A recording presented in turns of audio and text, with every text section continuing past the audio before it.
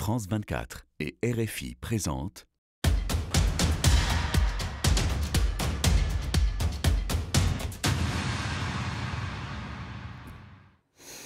Bonsoir à tous et bienvenue dans cette émission spéciale France 24 et RFI consacrée aux réfugiés ukrainiens. Ils sont 2 800 000 à avoir fui leur pays. C'est l'exode le plus important en Europe depuis la Deuxième Guerre mondiale. Pendant une heure, nous allons partager avec vous les initiatives de solidarité en Pologne, en Moldavie ou encore en Roumanie et en France. Comment sont-ils accueillis? Quels sont leurs besoins? Comment l'Europe peut-elle faire face à un afflux de réfugiés toujours plus important? Nous irons à la frontière ukrainienne du côté de la Pologne et de la Moldavie, retrouver nos envoyés spéciaux sur le terrain et nous en parlons ce soir avec nos invités. Céline Schmitt est avec nous. Bonsoir. Bonsoir. Vous êtes porte-parole du Haut-Commissariat de l'ONU pour les réfugiés.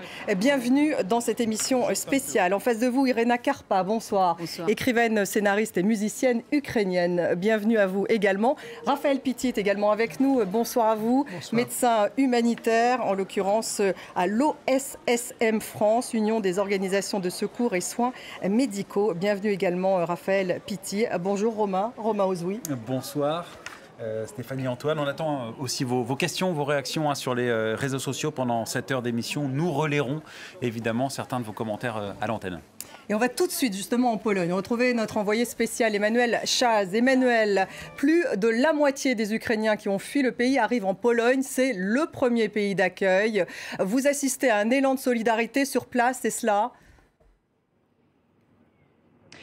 Oui, tout à fait. La Pologne, vraiment, qui a accueilli jusqu'à ce jour, depuis le 24 février, plus de 1,7 million d'Ukrainiens, parfois plus de 100 000 personnes par jour. À Medica, où je me trouvais un peu plus tôt, eh bien, c'était 20 000 personnes par jour ces derniers jours.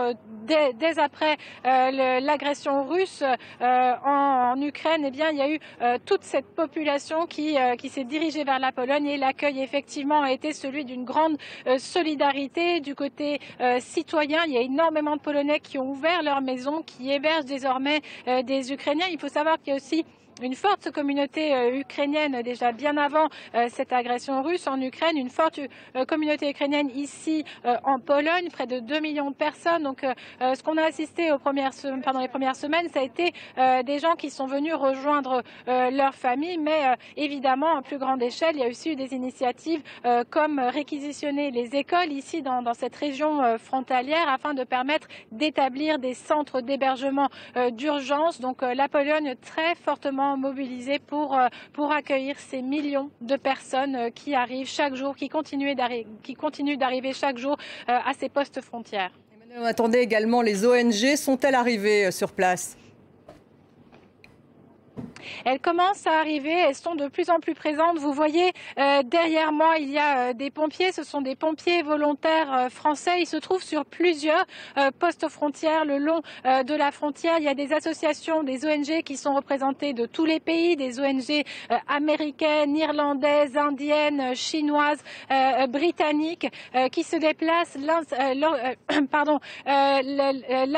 L'IOM, l'Office international pour les migrations, est également présent. Cette aide, elle se met en place. Alors, elle a été un peu lente à se mettre en place aujourd'hui à Medica, qui se trouve à environ 40 kilomètres d'ici. Eh bien, les Nations Unies sont arrivées, donc c'est presque 3 semaines après le début de cet exode massif des réfugiés venus d'Ukraine. Donc, une aide qui est présente, qui s'organise, qui est encore en fait en plein tâtonnement, alors que les gens continuent d'arriver par milliers tous les jours ici en Pologne.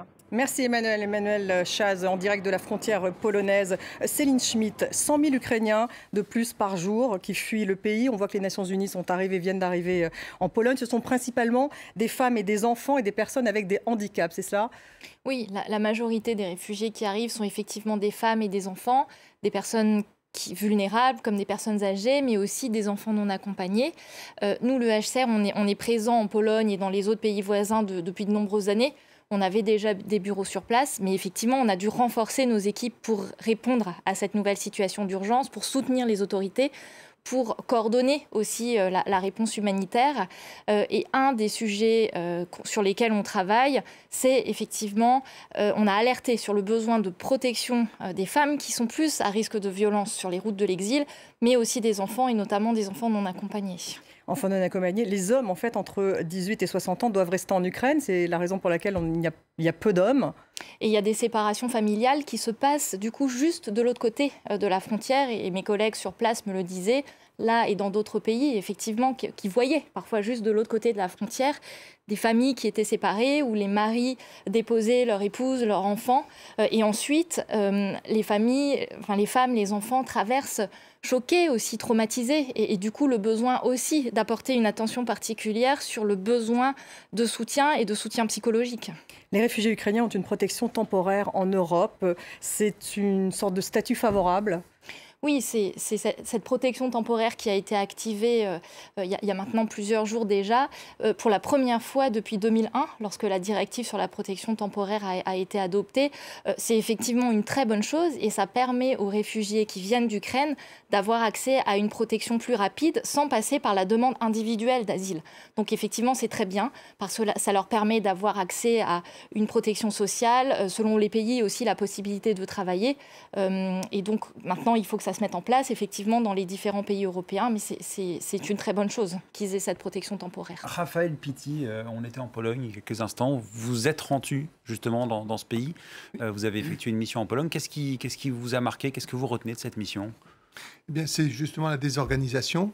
Les images que vous voyez, ce sont celles que j'ai vues. J'étais à Medica au niveau du poste frontière et j'étais aussi dans le centre d'accueil où vous êtes dans une foire exposition qui est transformée en centre d'accueil. Il y a à peu près 10 000 personnes dans une pagaille monumentale.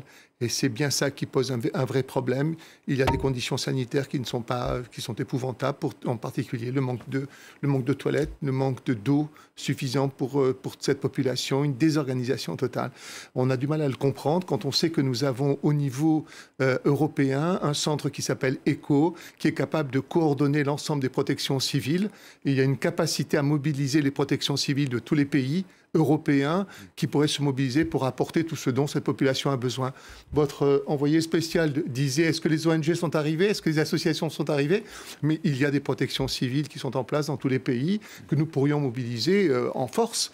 Il y a des hôpitaux mobiles, il y a des centres d'accueil sous tente, il y a des moyens qui sont énorme au niveau européen et je ne comprends pas pourquoi cela ne se met pas en place. Donc de gros problèmes d'hébergement, mais concernant ce périple, ce trajet entre l'Ukraine et donc la Pologne, le pays voisin, le pays ami.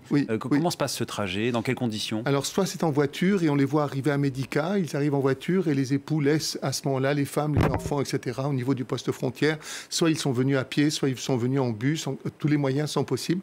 Et ils traversent le plus souvent à pied à ce moment-là le poste frontière pour venir donc être pris en charge par les Polonais. Ils montent dans des bus qui sont là et ils vont vers les centres d'hébergement, d'accueil, qui sont près à environ 20 km de Medica, où ils sont accueillis. Mais je vous dis, dans un flux et reflux constant, très important, il y a énormément de solidarité, et ça c'est vrai au point que l'on se pose la question de savoir, il y a énormément d'associations qui distribuent de la nourriture partout, il y a des dons qui arrivent, il y a des vrais problèmes en ce qui concerne justement ces stocks de nourriture qui sont là. Alors de temps en temps, on voit l'armée qui va chercher des friandises, etc. Et avec un caddie, ils se promènent entre les gens pour distribuer les friandises aux enfants.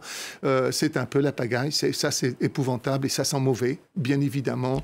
Manque d'hygiène, c'est certain. Avec un flux et reflux constant, il y a deux types de populations. La population qui veut rester en Pologne parce qu'elle a des amis, de la famille, etc.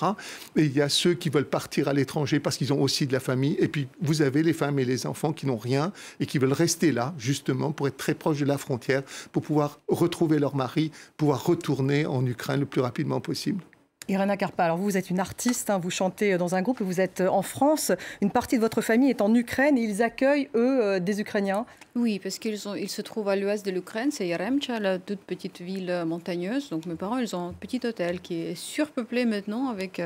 donc il y a 3 chiens, 2 chats pour le moment. Il y en avait plus avant, je crois, parce que les gens, ils partent, ils repartent. Et donc là, pour le moment, oui, mon père, il s'occupe de les transporter, ma mère pour les héberger, les nourrir. Mais normalement, finalement, c'est l'action que tout le monde fait pour ce moment. Il y a vraiment un grand mouvement de solidarité. Ils ne veulent pas fuir, parents, ils ne veulent pas fuir l'Ukraine. Ma mère me dit, OK, s'il y a le bombardement dans notre jardin, oui, je fuis. Mais parce que moi, bien sûr que j'ai proposé dès le début. Et par contre, mes amis, parce que moi, ça fait des années que j'habitais à Kiev avant de déménager à Paris. Et donc, mes meilleurs amis sont là, à Kiev. Là, j'ai hébergé déjà la femme de mon meilleur ami avec ses 2 enfants. On a hébergé aussi ma batteuse avec sa fille de 13 ans. Et c'est vrai, c'est comment elle se retrouve là-bas. Qu'est-ce que c'est difficile de se séparer de son mari. Elle pleure chaque jour, elle pleure la nuit pour ne pas nous embêter. Ils disent mais parce que ce sont les gens qui sont très traumatisés, très épuisés. Et le petit garçon de 8 ans, il a vu dans ma cuisine une bouteille de vin. La première chose qu'il a dit, dis donc, c'est le cocktail Molotov. Mais je dis, mais non, mais pas du tout, c'est autre chose, c'est du raisin. Voilà. Et c'est traumatisme. Les enfants, après, la petite de 13 ans, elle a commencé son collège aujourd'hui. Nous, on avait dit, est-ce que ce sera stressant pour toi et tout. Elle a dit, après que j'ai arrivé à m'enserrer dans le train surpeuplé, rien ne me stresse. Donc là vraiment, ils arrivent à faire des blagues, mais c'est vrai que c'est très traumatisant. Il y a un autre petit de 4 ans, moindre bruit, le claquement de portière de voiture, il se plaque contre le sol, parce que là, ils ne comprennent pas. Il y a une autre, la petite de 6 ans, elle passait à côté de Notre-Dame et elle a demandé, est-ce que Notre-Dame a brûlé, parce que c'était la missile russe qui est entrée. Donc là, vraiment, c'est toute la population, toute la génération qui aura ça dans leur mémoire. Il est difficile de s'occuper justement de ces enfants traumatisés. On va tout de suite en Moldavie maintenant, retrouver notre envoyé spécial Oriane Verdier. Oriane, vous êtes avec nous, vous êtes à la frontière ukrainienne côté Moldavie. La Moldavie, on le sait, est aussi très mobilisée. C'est le pays qui, proportionnellement à sa population, accueille le plus grand nombre de réfugiés et c'est plutôt bien organisé. Oui, plus de 300 000 réfugiés ukrainiens ont passé la frontière moldave. 100 000 sont restés en Moldavie. Ça représente plus de 4% de la population moldave. C'est donc énorme pour ce pays qui est plutôt petit par rapport à l'Ukraine. Et donc une fois qu'ils passent la frontière, ils sont très rapidement orientés vers des bus. Certains partent directement vers la Roumanie, vers Bucarest ou Iași. C'est l'aéroport le plus proche de l'autre côté de la frontière puisque l'espace aérien moldave est fermé. Et certains viennent à la capitale Chisinau, la capitale moldave, pour être ensuite placés dans des centres d'hébergement ou rejoindre des amis. Car ici, il y a beaucoup d'Ukrainiens qui connaissent des Moldaves, puisque beaucoup nous le rappellent, ces 2 nations sont frères. Ils ont vécu beaucoup de choses historiquement ensemble et ils parlent la même langue, en tout cas une des mêmes langues, le russe. Quelle est la réaction des Moldaves? Comment réagissent-ils sur place? Bien, pour l'instant, il y a vraiment une extrême chaleur, une grande solidarité. Beaucoup de gens ont proposé de recevoir des Ukrainiens, même s'ils ne les connaissent pas. Il y a bien sûr une importante collecte de dons. Il y a aussi une association qui s'est formée, Moldavie pour la paix, et qui aujourd'hui répond aux ordres du ministère de l'Intérieur et aide à coordonner cette importante infrastructure qui est mise en place pour gérer le flux des réfugiés. Donc pour l'instant, il y a une grande solidarité. Encore une fois, beaucoup me rappellent qu'ils sont de toute façon frères. Et surtout, les Moldaves craignent d'avoir un jour, bientôt peut-être, à vivre la même chose, puisqu'ils ont eux aussi un territoire séparatiste en Moldavie, la Transnistrie, proche de la frontière ukrainienne. Donc ils savent qu'ils seront peut-être bientôt réfugiés eux-mêmes. Céline Schmitt, sur la Moldavie, on va évoquer la solidarité européenne, mais précisément sur la Moldavie, on a entendu Oriane Verdier dire que c'est un pays de transit et effectivement plus de 50% des réfugiés qui arrivent en Moldavie n'y restent pas. Beaucoup vont notamment en Roumanie poursuivre leur route. Quoi qu'il en soit, ce petit pays est confronté à un afflux massif. C'est l'un des plus pauvres de la région. Comment est-ce qu'il peut faire face à cet afflux ? Oui, alors la Moldavie a besoin de soutien parce qu'effectivement, comme vous le disiez, ils ont fait preuve de beaucoup de générosité. Leurs frontières sont ouvertes, les réfugiés arrivent. Donc il y a différentes choses à faire. Il faut soutenir la Moldavie pour apporter une aide d'urgence. C'est crucial dans un premier temps. L'aide d'urgence, c'est-à-dire tout ce qui est élémentaire, des couvertures en plein hiver, des kits pour les enfants, parce qu'il y a beaucoup d'enfants qui arrivent, de l'hébergement d'urgence. Donc c'est une chose.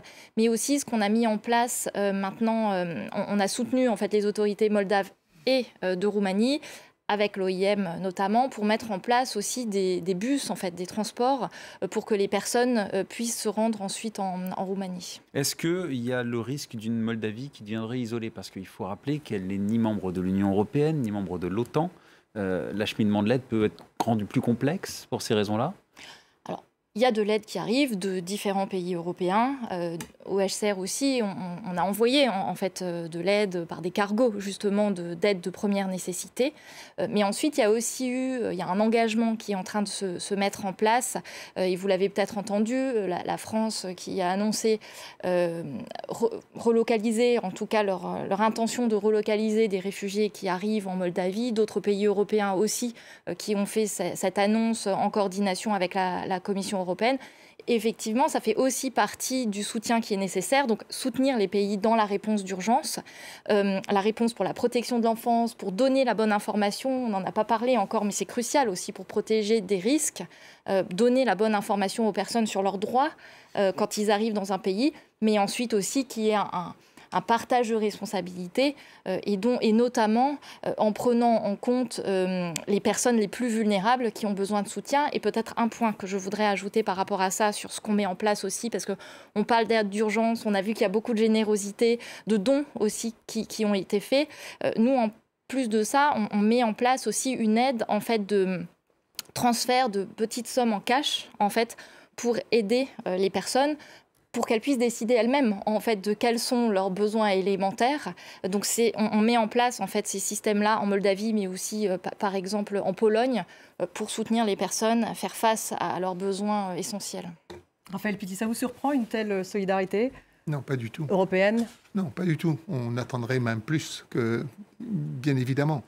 Ce n'est pas toujours le cas. On a beaucoup parlé tout de même de la différence de traitement entre, par exemple, les Ukrainiens et d'autres réfugiés, les réfugiés syriens, par exemple. Ouais, l'accueil, est-ce qu'il est à géométrie variable? Manifestement, oui.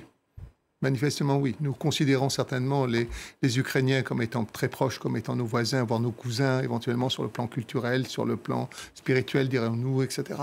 Bien évidemment, par rapport aux Syriens, il suffit de se rappeler la crise migratoire de 2015-2016 vis-à-vis des Syriens et le comportement que nous avons pu avoir. Vous évoquez la Moldavie, puis je rappelais quand même 4% de la population, c'est 20% pour ce qui concerne le Liban, de sa population qui est syrienne. Je ne parle pas de la Jordanie et même de ce qui concerne la Turquie, où ils sont 4 millions de réfugiés en Syrie. Et quand Erdogan en a eu marre d'en avoir autant, et voyant que les Occidentaux ne faisaient rien, il a ouvert sa frontière. Et il y en a, en 2015-2016, il y en a 1,5 million qui sont arrivés et qui a failli faire exploser complètement l'Europe. Et heureusement que Mme Merkel était là pour prendre les 800 000 que personne ne voulait. Donc là, c'est différent. Bien sûr, c'est manifestement différent. Bien sûr que c'est très différent. Irena Karpa, comment vous réagissez quand vous voyez justement cette solidarité européenne qui s'organise pour accueillir les réfugiés ukrainiens? C'est très important pour nous, on ne se sent pas seul comme ça. C'est quelque chose qui réchauffe le cœur quand on voit, parce que nous, on a commencé nos initiatives privées entre les Ukrainiens de l'étranger au tout début pour faire les plateformes comme Shelter for Ukraine. Ça, c'est comme les particuliers, ils proposent leur logement, leur aide, et les autres, ça marche comme Booking.com, mais pour les réfugiés. Et il y a beaucoup d'aide. Tout le monde demande qu'est-ce que je peux faire. Alors là, déjà, j'étais au centre où mes enfants font leur activité. Il y aura le point de collecte de la part de la mairie de notre arrondissement. C'est très important, vraiment. Ça vous surprend? Ça me surprend dans une bonne manière, en fait. Parce que là, finalement, c'est très chaleureux, c'est très humain. Mais là, c'est encore une fois, ça montre que les valeurs sont présentes, les valeurs de solidarité, le prix de vie humain, c'est très important maintenant. Parce que, bon, on essaie. Et surtout, il faut comprendre, si on arrête la guerre en Ukraine, si on étouffe là-bas, ça ne va pas se propager après en Europe. Et là, surtout, on va parler de Tchéquie, oui, mais là, je voulais juste dire que c'est super bien organisé là-bas. Les gens arrivent dans les centres, j'ai des bénévoles qui m'écrivent, des bénévoles de Tchèques. C'est très organisé dans les centres. Ils reçoivent déjà l'assurance médicale et ils peuvent s'inscrire sur le marché de travail. Donc là, c'est très important parce qu'il faut voir que les Ukrainiens sont assez bien qualifiés. Donc, ce sont les gens avec la plupart, ils ont les études complètes, l'éducation qui est très bonne. Ils sont très faciles à adopter. Les miennes qui sont chez moi, déjà, elles ont appris un peu de français dans 3 jours qu'ils restent chez moi. Donc là, ça commence. Il faut vraiment établir la possibilité de travailler parce que personne ne veut rester sur l'aide sociale.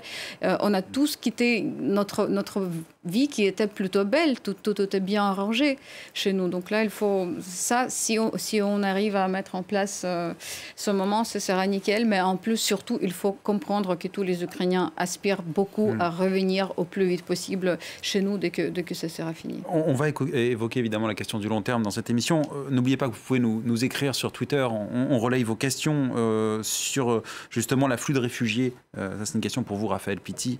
Ndoye Farimata qui demande quelle aide est apportée aux Africains qui sont bloqués en Ukraine. Justement, je voulais prendre la parole à ce sujet. J'étais donc le centre de secours, qui est un centre de secours au niveau du poste frontière de Médica, qui est tenu par les Sauveteurs sans frontières, qui sont israéliens, qui ont mis en place un dispositif d'accueil et de prise en charge. Bien évidemment, ils ont bien vu que le traitement n'était pas identique entre les étrangers d'origine africaine et autres. Malheureusement, et la population ukrainienne qui sortait, les Ukrainiens les rejetaient, les empêchaient de monter dans les bus, etc. Ils sont venus à pied, ils ont été bastonnés, frappés, etc. Ils ont été pris en charge justement sur le plan sanitaire par ces sauveteurs sans frontières. Le comportement de la part d'un certain nombre de populations qui fuyaient, rejetaient tous les étrangers qui ensuite, en arrivant au poste frontière, ont été mis dans des centres de détention. Et non pas dans un centre d'hébergement. Et il fallait que leur consulat vienne les chercher et les amène dans leur pays. Donc, conclusion, le traitement des Africains est différent. Des Africains et des autres étrangers en particulier, oui. Par contre, je veux ajouter que la ligne téléphonique, le dispositif était mis en place tout de suite par le ministère des Affaires étrangères ukrainien qui aidait exactement aux étudiants d'origine étrangère pour sortir. Je crois qu'au tout début, il y avait ces embuscades parce que les Ukrainiens, normalement, ils ont le droit de voyager sans visa et ce n'est pas le cas de tous les pays africains. Et après, bien sûr, dès que leur gouvernement a réagi, leurs ambassades, tout ça a été facilité. Et moi, je connais aussi beaucoup de bénévoles ukrainiens qui ont aidé les étudiants africaine de sortir. Donc là, il y avait des actions positives aussi. La République tchèque, en tout cas, vous le disiez, eh bien, c'est le deuxième pays d'accueil des réfugiés ukrainiens. La communauté ukrainienne est la première communauté étrangère présente dans ce pays. Prague devient, vous allez le voir, un point de passage pour les Ukrainiens et sa gare un véritable centre névralgique. Reportage sur place de notre correspondant Alexis Rosenweg. À la gare de Prague, il y a ceux qui rentrent en Ukraine, comme Natalia, grâce à ce train humanitaire affrété par une compagnie tchèque. Mon mari est déjà rentré se battre et moi je pars rejoindre à Dnipro mes 3 enfants et les grands-parents. Quelques hommes aussi prennent ce train pour rentrer combattre, mais préfèrent ne pas révéler leur identité. Direction la frontière entre la Pologne et l'Ukraine, avec Zdeněk comme chef de bord. En plus de la nourriture et des boissons, nous avons aussi très souvent des wagons cargo pour le transport de l'aide humanitaire. À quelques mètres de là, sur un autre quai, vient d'arriver un train en provenance de la frontière entre la Slovaquie et l'Ukraine. À son bord, des dizaines de femmes et d'enfants, dont Jana. Chez nous à Jitomir, les bombardements et combats sont quotidiens. On va en Suisse où des gens ont proposé de nous aider. La guerre, c'est comme on était dans la Syrie où vraiment c'est trop dangereux. Pour ces étudiants marocains arrivés de Kharkiv encore sous le choc, Prague n'est qu'une étape vers le retour à la maison. Oui, on attendait un train pour partir en Allemagne. Et je peux partir encore en France et après au Maroc. Environ 200 000 personnes sont déjà arrivées d'Ukraine en République tchèque ces 2 dernières semaines. La population et les autorités tchèques font preuve d'une grande solidarité avec ces nouveaux arrivants qui sont aidés par des volontaires comme Daniel. C'est mon premier jour et je suis très content qu'il y ait autant d'aide et une infrastructure en place ici pour accueillir tous ces gens épuisés qui fuient la guerre. La gare centrale de Prague se prépare à l'arrivée de nombreuses autres personnes déplacées. Le ministre tchèque de l'Intérieur annonce déjà jusqu'à 450 000 réfugiés d'Ukraine dans le pays. Céline Schmitt, voilà, on était en République tchèque, précédemment en Pologne, ce sont les 2 pays qui accueillent le plus de réfugiés ukrainiens. Est-ce qu'on sait qui se rend où? En d'autres mots, est-ce qu'on arrive à tracer déjà la route des réfugiés ukrainiens? Alors, ce qu'on sait, c'est que parmi les personnes les réfugiés qui sont arrivés au début, les personnes allaient surtout vers des pays où ils avaient de la famille, des connaissances, un réseau. Donc, il y a certains pays en Europe où il y a une diaspora plus importante et donc les réfugiés s'y dirigent. Mais ce ce qu'on va certainement voir aussi, c'est des personnes qui vont arriver et qui n'ont pas de famille, qui n'ont pas de connexion en Europe. Et c'est là aussi où il faut prendre ça en compte par rapport à l'accueil, justement, et organiser l'accueil des personnes qui n'auront pas de famille et donc seront aussi plus vulnérables. Et c'est là justement que cette question dont je vous parlais, de l'accès à la bonne information est cruciale. Et ça fait partie des premières choses sur lesquelles nous, on a travaillé, qui est peut-être effectivement moins visible, mais il était crucial en fait que très rapidement les personnes puissent avoir accès dans leur langue aux informations sur quelles sont leurs obligations, qu'est-ce que ça veut dire, la protection temporaire, parce que c'est aussi un moyen de limiter les risques de violence et d'exploitation. Il y a des risques de trafic d'enfants. Oui. Voilà, et limiter les risques de trafic, justement. Donc, il y a ces informations, et donc on a créé des sites web qui s'appellent help.unhcr, qu'on a déclinés dans les différents pays avec des informations traduites, mais aussi on travaille avec des partenaires qui développent aussi des informations justement pour prévenir les risques de traite et de trafic, quel comportement adopter, en fait, pour ne pas devenir des victimes. Et donc oui, c'est des sujets qui sont très importants aussi pour protéger les personnes. Il faut que je transmets ça aux Ukrainiens, parce qu'il y a énormément de jeunes femmes et il y a des enfants non accompagnés. Et donc là, on entend déjà qu'il y a des gens mal intentionnés, les réseaux mafieux qui se forment pour faire, voilà. Et il y a toujours les gens qui essayent de s'en profiter, mais c'est horrible, c'est l'horreur. Et après, pour la solitude, oui, exactement, c'est ça aussi. Parce que j'ai eu Karina. Moi, j'essaye de sortir de cette statistique, les vraies histoires humaines. Excusez-moi, ça, c'est l'habitude d'écrivaine. Mais elle me dit, je me sens assez seule, malgré toute cette solidarité, je me sens seule. Je suis à Prague et parfois, je suis gênée par toute cette aide qui m'a apportée, parce que je sais qu'il y a les gens qui manquent plus que moi. Après, elle dit, le premier jour, je pleurais, parce que moi, je suis venue avec 2 chats et rien que voir la nourriture qui était amenée par les Tchèques pour aider à mes chats, donc j'étais trop émue, je pleurais. Voilà. Raphaël Pitti, l'Europe peut-elle tenir ? Alors c'est un vrai problème, cela. Dans l'immédiat, on est dans cet élan de solidarité très important et après, on va se confronter à un véritable problème qui est la prise en charge de ces millions de personnes. Et j'ai tout à craindre de penser, quand on regarde ce qui s'est passé en Syrie, que Poutine va instrumentaliser les réfugiés, c'est-à-dire les pousser à partir, maintenir les corridors. Et ça, il a commencé à le faire en disant « je bombarde, mais je laisse les corridors, les populations qui veulent sortir peuvent sortir ».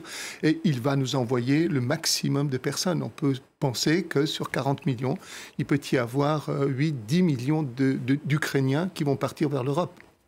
Je rappelle qu'en Syrie, ils sont 7 millions à être sortis du pays, et à l'intérieur du pays, il y a 6 millions de personnes déplacées à l'intérieur du pays, encore aujourd'hui. Demain, la Syrie, c'est 11 ans de guerre. Et craignez-vous une démobilisation de l'opinion, justement, au fur et à mesure du temps qui passe ? Absolument. Absolument. Cette générosité aura ses limites, dès lors qu'elle va poser des problèmes, justement, de donner du travail à cette population. La prise en charge sanitaire, sociale de ces populations va finir par poser des problèmes sur le plan économique, bien évidemment, sur le plan de la recherche du travail, sur le plan du logement social qu'il faudra mettre à disposition. Nous avons une certaine tension sur le logement social en France. Comment pourrons-nous, alors même que déjà des Syriens sont maintenus dans les centres d'hébergement, alors même qu'ils ont obtenu leur statut de réfugiés, ne sortent pas des centres d'hébergement parce qu'il n'y a pas de logements sociaux. Et 50% de nos CADA, de nos centres d'hébergement en France, sont occupés par des gens qui ont un statut de réfugiés et qui ne peuvent pas sortir parce qu'ils ne trouvent pas du travail et parce qu'il n'y a pas de logements sociaux à leur donner. Et c'est pour ça qu'il faut finir cette guerre le plus vite possible, pour éviter tout ça. Est-ce que ce dont parle Raphaël Pitti, ce sont des choses auxquelles vous pensez, qui vous inquiètent ? Le fait que voilà, toutes ces questions des réfugiés ukrainiens, finalement, ça tombe un peu dans l'oubli avec une guerre qui durerait. Oui, on a peur de ça, mais c'est pour ça que les Ukrainiens se battent, pour ne pas laisser arriver les choses pareilles. C'est pour ça qu'on continue à supplier, à demander, si ce n'est pas l'exclusion aérienne, au moins les systèmes de protection sol-air, qui en ce moment vont sauver les vies de civils qui sont encerclés à Kharkiv, à Mariupol, tous ces millions, tous ces milliers de femmes et des enfants. Donc là, quand on parle aujourd'hui de ces dons, des envois des armes, on parle plutôt des aides humanitaires, parce que c'est ça qui va sauver les vies. Et vous croyez en les capacités de l'Europe de tenir ? Vous faites confiance ? Oui, je fais confiance. Non, là, je fais confiance qu'il faut vraiment contre-attaquer, qu'il faut se protéger, que ça s'étouffe, que les Ukrainiens puissent gagner cette guerre, qu'ils puissent battre l'ennemi. Et comme ça, tous ces gens vont revenir chez eux. Personne ne veut partir. Ça, je vous assure. On accueille à présent Leslie Carretero, journaliste pour le site Info Migrants, qui appartient au même groupe que France 24 et RFI. Bonsoir Leslie. Bonsoir. Vous avez passé plusieurs jours en Roumanie, vous êtes rentré dimanche dernier. Précisément, vous étiez à la frontière avec l'Ukraine, à Siret, dans la ville de Siret. Vous avez été marqué, vous m'avez dit, par un mouvement de solidarité très fort. Oui, alors on en a un peu parlé autour de cette table, mais c'est vrai que quand je suis arrivée à la frontière, j'ai été assez impressionnée par ce mouvement de personnes et beaucoup de citoyens en fait volontaires qui sont venus spontanément apporter leur aide, donc soit distribuer de la nourriture, faire de la traduction, même accueillir des personnes chez eux. Ce qui m'a le plus impressionnée, c'est de voir les autorités en fait qui ont elles aussi participé à l'effort. J'ai notamment vu des pompiers ou des policiers tirer eux-mêmes les valises des déplacés ukrainiens et les orienter vers des cars, vers des centres d'hébergement d'urgence ou vers des voitures, vers des citoyens. Et c'est quelque chose qu'on ne voit pas souvent, nous, en tant que journalistes. Alors justement, vous êtes journaliste spécialiste de ces questions de migration. Vous suivez pour Info Migrants ces dossiers-là depuis des années. Et alors, en écho à ce qu'on a dit précédemment dans l'émission, vous avez le sentiment qu'il y a une différence de traitement selon les populations, ce qu'on pourrait appeler ça un deux poids, deux mesures? Oui, alors c'est vrai que pour nous, journalistes d'Info Migrants, qui, comme vous le dites, travaillons sur le sujet depuis longtemps, on n'a jamais vu un tel accueil. Alors, il y a toujours eu des ONG, des citoyens qui se portaient volontaires, mais alors que les autorités se montrent si accueillantes, c'est très très rare, notamment dans ces pays-là. Je rappelle que la Hongrie, qui fait partie donc des trois pays européens en tout cas qui accueillent le plus de personnes, a été condamnée à plusieurs reprises par la Cour européenne des droits de l'homme. Pour mauvais traitement envers les demandeurs d'asile et également pour avoir enfermé des demandeurs d'asile dans des centres fermés. Le dernier jugement date de novembre 2021, donc c'est encore très récent. La Pologne aussi, actuellement encore à la frontière avec la Biélorussie, il y a des centaines et des milliers de personnes qui sont refoulées, principalement des personnes qui viennent du Moyen-Orient et qui sont renvoyées de manière très violente côté biélorusse. Ils ne peuvent même pas déposer l'asile. Nous, on a eu des témoignages de gens qui nous racontent qu'ils ont été frappés, qui ont reçu des coups. Et lorsqu'ils arrivent à pénétrer enfin sur le sol polonais après avoir passé des heures, des jours dans la forêt environnante à se cacher, et ben là, ils sont encore une fois parqués dans des centres fermés. Ils ne peuvent pas en sortir et ça peut durer plusieurs mois. Alors la Roumanie, c'est un peu moins catastrophique, si je peux dire ça comme ça, mais moi j'ai encore eu un témoignage l'année dernière, d'un Sénégalais qui me racontait qu'il avait essayé de passer la frontière depuis la Serbie et qu'il avait été violenté par les gardes frontières roumains, qui lui avaient volé ses affaires et qu'il avait aussi renvoyé manu militari côté serbe, sans là aussi avoir pu déposer l'asile. Donc en effet, selon là où on arrive, c'est plus compliqué. Donc là, vous parlez de la Roumanie, de la Pologne, de la Biélorussie, mais par exemple, est-ce qu'en France aussi, on observe ces différences de traitement? Parce qu'il y a des afflux de réfugiés ukrainiens, on va en parler, en France. Oui, il y a des afflux d'autres personnes aussi en France. On parle beaucoup de l'Ukraine en ce moment, mais la France, alors là, j'ai vu que pour préparer et coordonner l'arrivée des Ukrainiens, le gouvernement a mis en place une cellule de crise interministérielle. Ils ont ouvert une plateforme où chaque citoyen français peut s'inscrire pour héberger un Ukrainien chez lui. Ils ont ouvert des places d'hébergement supplémentaires. Là encore, c'est des choses qu'on ne voit pas. On n'a pas vu ça pendant la guerre en Syrie. On n'a pas vu ça encore il y a très peu de temps avec l'Afghanistan cet été, où il y a eu quand même la reprise du pouvoir par les talibans en Afghanistan. Il y a eu un flot important de migrants ou de réfugiés, selon l'appellation qu'on veut bien leur donner. Alors certes, à cette époque-là, la France a accueilli 3000 Afghans, mais il y a encore des gens qui sont arrivés après, en fait, et qui sont actuellement dans les rues de Paris et qui n'ont aucune aide. On peut aussi parler de Calais, où là aussi, il y a des Afghans, il y a des Soudanais, il y a des Syriens, enfin, il y a des gens qui peuvent prétendre au statut de réfugiés. Et à Calais, là aussi, il y a une grosse différence. On a vu la maire de Calais, Natacha Bouchard, qui accueille en grande pompe les réfugiés ukrainiens, qui ouvre des hébergements, qui a même réservé des restaurants pour eux. Alors qu'à côté, il y a des personnes qui sont dans la rue, dans les campements informels. Je rappelle quand même que Natacha Bouchard, la maire de Calais, a interdit les distributions de nourriture aux exilés dans la ville par les ONG non mandatées par l'État avec l'aide de la préfecture. C'est quand même une maire qui a posé des rochers, a mis des arceaux de vélos, qui a déboisé des terrains où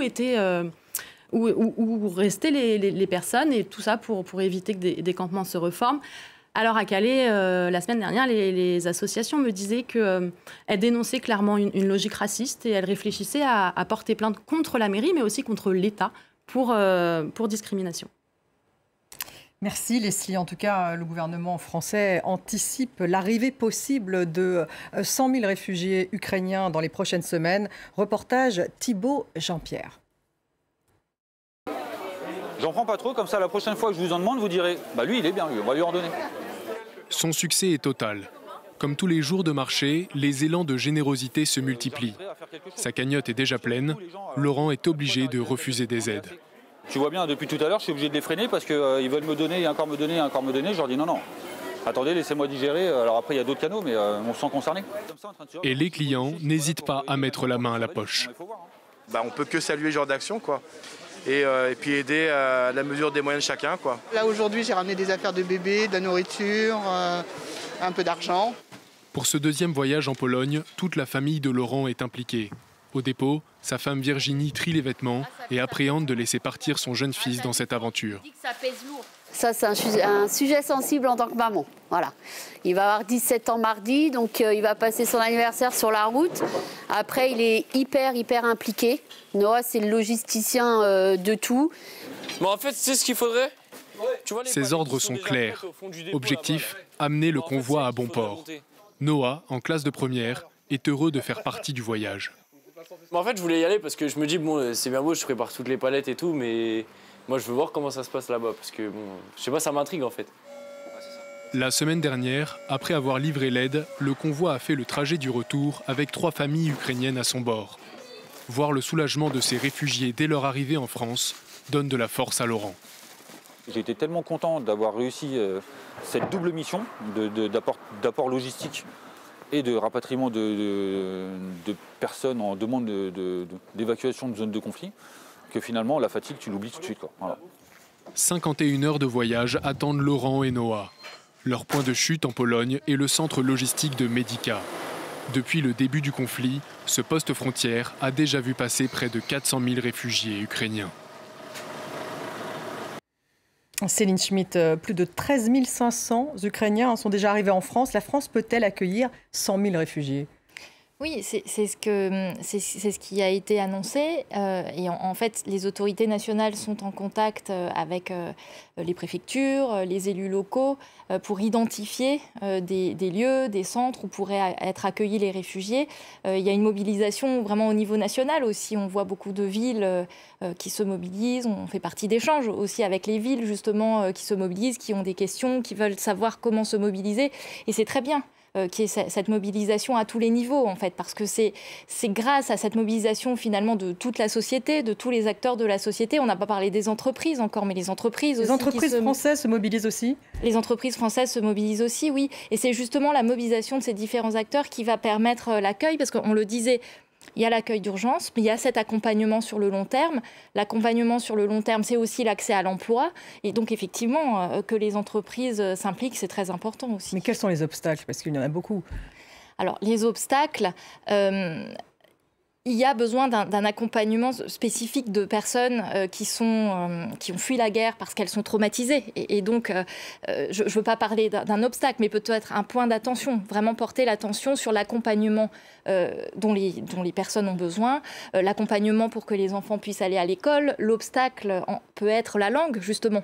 Donc, le besoin d'avoir des interprètes, de pouvoir communiquer avec les personnes dans leur langue. Donc, tout ça, c'est des points d'attention qu'il faut adresser, en fait. Il doit y avoir un encadrement. Par exemple, j'ai lu qu'il y avait 20 000 propositions d'hébergement citoyen en France. Donc, fort élan de solidarité. Mais ce n'est pas si simple de recevoir des familles, j'imagine. Il faut un encadrement. Complètement. Alors, bien sûr, cette solidarité, elle est formidable et elle doit être accueillie. Mais bien sûr, l'hébergement citoyen doit aussi être encadré. Surtout si l'hébergement citoyen est plus long que simplement les premiers jours en fait, de l'accueil. Mais c'est ce que met en place aussi, ce que mettent en place les autorités avec une plateforme justement qui a été créée pour mettre en lien les personnes qui souhaitent accueillir, les personnes qui ont besoin d'être accueillies et en organisant un accompagnement des familles qui accueillent. Et ça, c'est extrêmement important parce que les réfugiés qui arrivent ont besoin d'être accompagnés, elles ont besoin d'un accompagnement social, un accompagnement dans les démarches. Et donc, c'est ce travail ensemble qui permet justement qu'il y ait un bon accueil. Les citoyens, les autorités, les entreprises, les villes. Alors ça donne de l'espoir. Par contre, ce qui est beaucoup moins positif, Raphaël Pitti, c'est cette logique à deux vitesses que vous avez évoquée, que Leslie Carretero a évoquée, qui toucherait aussi la France. Vous avez entendu ce qui se passe à Calais. Est-ce qu'il y a le risque, finalement, aujourd'hui, en France également, d'une priorité de réfugiés par rapport à d'autres ? Priorité des Ukrainiens par rapport aux autres ? Oui, bien sûr. C'est ce qui est en train de se passer, d'ailleurs. c'est évident. Il y a les laissés pour compte maintenant, qui sont les Syriens, les Afghans et d'autres populations qui fuient, qui ont fui la violence, qu'elles viennent du Moyen-Orient, du Yémen ou d'ailleurs, bien évidemment, et que maintenant tout se tourne et la priorité vient justement vers les Ukrainiens qui obtiennent immédiatement une protection subsidiaire, temporaire. Ils vont l'obtenir sans avoir à déposer de dossier, si vous voulez, individuellement, comme sont obligés de le faire les autres, et ils rentrent dans un processus qui va prendre 1 an ou 2 ans. Les Ukrainiens vont obtenir d'emblée cette protection subsidiaire et pourront donc obtenir les droits qui vont avec, c'est-à-dire rentrer dans le droit commun français. Ils obtiendront une allocation d'aide aux demandeurs d'asile, qui est la leur, mais comme ils ne sont pas demandeurs d'asile, ils ont le droit de travailler immédiatement, ils ont le droit de rentrer dans le droit commun français avec la possibilité de se faire soigner, etc. C'est ce qui est en train de se passer, bien évidemment. Je voudrais rappeler quand même que l'instrumentalisation qui va être faite par Poutine, qui va faire en sorte de nous envoyer vers nous le maximum de la population ukrainienne qu'il voudra pousser, on ira vers 7, 8, 9 ou 10 millions de personnes. Il faut, là, négocier, non pas le maintien des territoires, mais obtenir ce que Erdogan avait réussi à obtenir, puisqu'il avait 4 millions, c'est-à-dire des zones de désescalade de la violence à l'intérieur de la Syrie. Et il y avait eu 4 zones de désescalade de la violence qui avaient été ouvertes en Syrie et dans lesquelles l'ONU, l'UHCR, approvisionnait directement par des convois humanitaires. C'était les corridors humanitaires. Il y en avait 4 corridors humanitaires qui permettaient justement l'approvisionnement de cette population et qui restaient en Syrie, justement pour qu'elle ne sorte pas. Et aujourd'hui, sous la pression russe, il ne reste plus qu'un seul corridor humanitaire, renouvelable tous les 6 mois. Maintenant, les autres ont fermé. Et il reste ce qu'on appelle la zone de Idlib, où vous avez 2 800 000 déplacés qui sont là et une population globale de 4 200 000 directement qui nécessite une aide humanitaire immédiate et constante. Il y a environ 1000 camions de l'UHCR qui rentrent par ce corridor humanitaire dans la zone de Idlib pour les approvisionner, que Poutine voudrait bien voir fermer. Certainement. Donc, ce qu'il faut négocier maintenant avec Poutine, c'est justement cela, c'est-à-dire l'ouverture de zones de protection avec non-survol aérien et une protection, certes, pour que les populations aillent directement dans cette zone et que les ONG puissent intervenir, que l'UHCR puisse intervenir dans ces zones de désescalade de la violence. J'ai une autre question, parce qu'on parlait de la France, vous concernant, parce que tous les candidats, ou presque, à la présidentielle en France, de l'extrême gauche à l'extrême droite, s'accordent pour dire qu'il faut accueillir les réfugiés, ce qui semble un son de cloche assez nouveau, les réfugiés ukrainiens évidemment. Demain mardi, l'ONG pour laquelle vous travaillez, l'UOSSM, voilà, l'Union des organisations de secours et soins médicaux, lance un plaidoyer à tous ces candidats. Qu'est-ce que vous leur dites? Eh bien, justement, durant 11 années, les crimes contre l'humanité, les crimes de guerre, la violence faite aux populations, l'utilisation d'armes interdites par rapport à cette population, la fuite de ces populations, etc. 11 années que la population syrienne a été martyrisée. 11 années. Qu'est-ce qu'ont fait nos politiques jusqu'à présent? Qu'est-ce qu'a fait le monde occidental jusqu'à présent pour empêcher cette violence contre cette population? Qu'est-ce qu'ils ont fait? Est-ce qu'il va en être de même pour l'Ukraine? Est-ce qu'il va en être? Est-ce que nous allons nous contenter simplement d'accueillir les réfugiés? Donc vous les interpellez de cette manière-là? Mais c'est bien ça. Que comptez-vous faire? Que comptez-vous faire par rapport à cela? Que comptez-vous faire contre les crimes contre l'humanité qui vont être là? Qu'est-ce que vous comptez faire justement pour débloquer des fonds d'urgence pour aider ces populations? Qu'est-ce que vous comptez faire justement pour empêcher la destruction des hôpitaux? Je vous rappelle que 2 hôpitaux ont déjà été détruits par les Russes. Qu'est-ce que vous comptez faire justement pour avoir ces zones de désescalade de la violence? Qu'est-ce que vous comptez faire? S'il s'agit simplement à chaque fois de s'apitoyer sur la situation, d'ouvrir son cœur par rapport, etc., ça n'est pas une solution. L'action humanitaire, elle appartient aux humanitaires. L'action politique appartient aux politiques. Et l'action politique ne peut pas se contenter de faire de l'action humanitaire pour se crédibiliser. Ça, c'est clair. À chacun son travail. À cause justement de cette situation qui fait que nos politiques sont incapables de trouver des solutions politiques. Savez-vous qu'il y a 70 millions de personnes dans le monde qui sont sous détente depuis 1945, 70 millions, en parlant des Palestiniens et d'autres, ou des Soudanais ou autres. C'est-à-dire qu'on est incapable aujourd'hui de trouver des solutions politiques, alors on se contente de remplacer ça par des actions humanitaires. L'humanitaire appartient aux humanitaires et les ONG sont là pour ça, et la solidarité internationale joue très bien. Les gens ont bon cœur. Aux politiques de trouver des solutions politiques. Irina Karpa, vous pouvez peut-être réagir justement à ce que vient de dire Raphaël Pitti. Oui, c'est très dur. Moi, c'est une idée brillante, les zones de conflit désescaladés. Sauf que Poutine, c'est un menteur. Même s'il va dire oui, d'accord, après il va dire que ce sont les forces ukrainiennes qui vont bombarder les convois humanitaires et les convois. Il va dire, c'est toujours comme ça. C'est ça qui est problématique. Mais je suis complètement d'accord qu'il faut vraiment sécuriser les zones parce que, encore une fois, les Ukrainiennes quittent pas leur pays de leur propre gré. Tout le monde avait sa vie établie là-bas. Et donc, comme j'ai déjà dit, on compte sur l'aide pour arrêter cette guerre, pour arrêter Poutine. Un retour justement en Pologne, où l'afflux des réfugiés, bien sûr, va se poursuivre. On va retrouver à nouveau notre envoyé spécial Emmanuel Chaz. Emmanuel, il y a une gestion de l'urgence, on l'a vu, et puis il y a une gestion de la situation dans la durée. Et les besoins de financement sont-ils importants en Pologne ? Oui, c'est vrai que là, pour l'instant, ça a été une gestion plutôt spontanée. La Pologne a fait du mieux et fait toujours du mieux qu'elle peut. Je vous parlais tout à l'heure des écoles qui ont été réquisitionnées comme centre d'hébergement d'urgence. Jeudi dernier, le Parlement polonais a voté une enveloppe exceptionnelle financière pour tenter de gérer cette crise humanitaire qui se déroule dans ces régions frontalières et pas seulement, puisque 10% de ces 1,7 million de réfugiés venus d'Ukraine entrés en Pologne se trouve dans la capitale Varsovie. Donc le gouvernement polonais a voté cette enveloppe de 1,6 milliard d'euros pour répondre aux besoins immédiats, pour gérer immédiatement cette crise humanitaire à ses frontières. Mais il y a beaucoup d'interrogations évidemment qui persiste. C'est une réponse à ce qui se passe présentement, à ce qui est en train de se dérouler. Alors il y a des visas, des permis de séjour qui sont accordés aux réfugiés ukrainiens de 18 mois.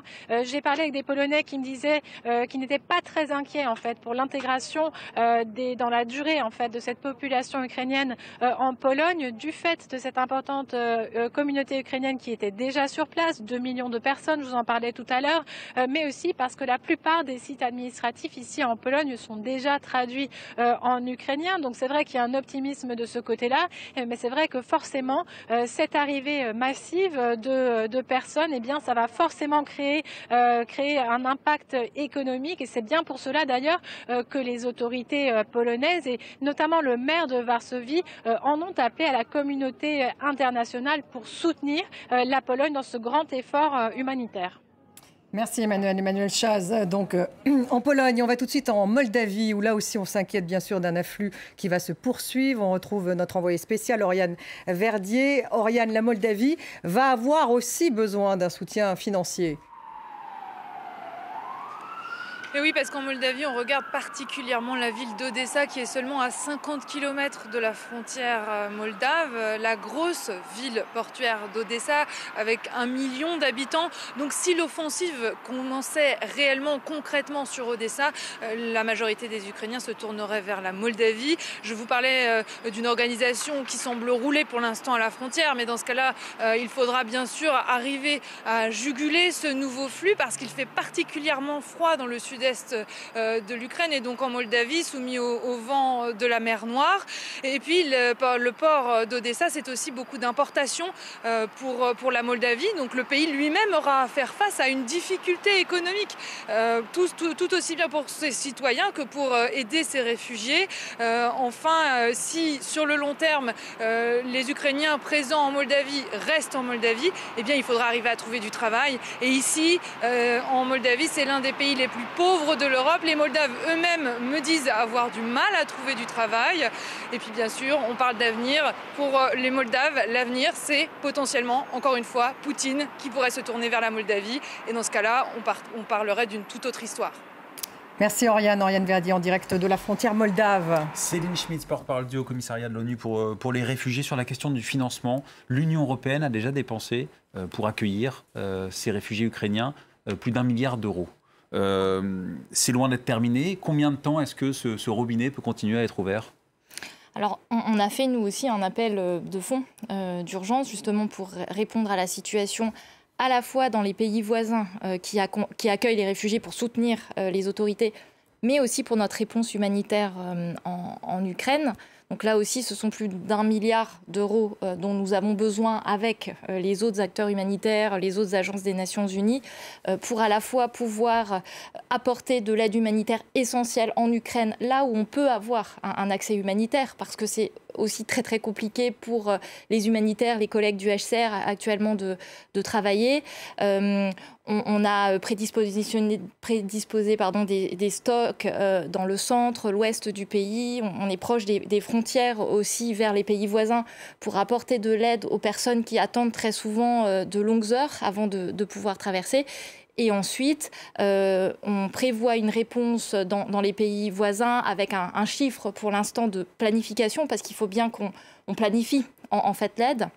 Donc le chiffre de planification qu'on a pour l'instant, c'est 4 millions de réfugiés. Donc ce n'est pas une prévision qu'on fait, c'est vraiment un chiffre de planification. Et donc c'est sur cette base-là qu'on a fait un appel de fonds pour pouvoir financer l'aide d'urgence. Et justement, ces 4 millions de réfugiés attendus, où vont-ils aller? Il n'y a pas de plan de répartition pour le moment sur la table.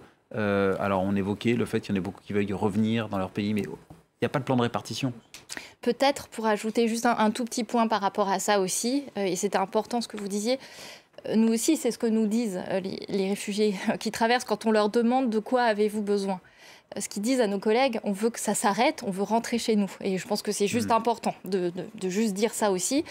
Mais ensuite, la protection temporaire permet justement une possibilité de mouvement, en fait, une liberté de circulation des personnes dans l'Union européenne. Et c'est important aussi. Donc, les personnes qui ont des connaissances, de la famille, peuvent se diriger vers les pays où ils ont de la famille.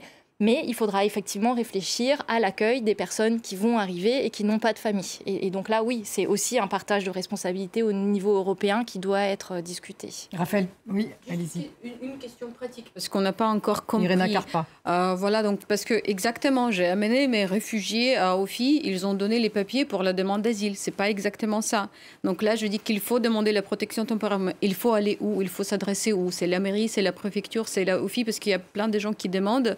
Et pour le moment, j'ai l'impression que c'est un peu de chaos parce que les autorités n'ont pas compris très bien qu'est-ce qu'il faut faire. Il y a une complexité bureaucratique. Bureaucratique, voilà. Donc là, si vous avez la réponse à ma question, je suis prenante. Oui, je peux répondre. Je ne vais pas répondre à la place de l'État, mais je peux répondre effectivement.